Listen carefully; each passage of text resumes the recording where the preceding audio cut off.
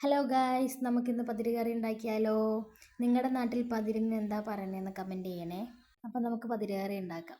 പതിര് ഇവിടെ 12 വിസിലിൽ ഞാൻ വേവിച്ചെടുത്തിട്ടുണ്ട്.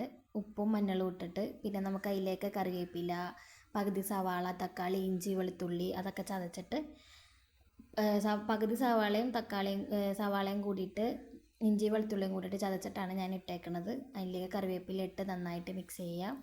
നമുക്കതിലേക്ക് തക്കാളിയും ആഡ് ചെയ്യണം. തക്കാളി ഇട്ടിട്ട് ചില്ലി ഫ്ലേക്സും പിന്നെ മഞ്ഞൾപ്പൊടി, മുളക് പൊടി, ഗരം മസാല, മല്ലിപ്പൊടി, ഗരം മസാല മല്ലിപ്പൊടി ഒരു നുള്ളു മതി. ആവശ്യത്തിന് ഉപ്പും ഇട്ടിട്ട് നമുക്കത് നന്നായിട്ട് മിക്സ് ചെയ്യണം. ആ തക്കാളിയൊക്കെ ഒന്ന് വെന്തുടഞ്ഞ് കഴിയുമ്പോൾ നമുക്ക് പതിര് തട്ടാം. പതിര് തട്ടിയിട്ട് നമുക്ക് ഗ്രേവിക്ക് എത്രയാണ് ആവശ്യം ആ ഗ്രേവിക്ക് നമുക്ക് പതിര് വേവിച്ച വെള്ളം ഇറങ്ങി വരും. ആ വെള്ളം കൂടി ആഡ് ചെയ്തിട്ട് തിളച്ച് കഴിയുമ്പോൾ പതിര് കറി റെഡി.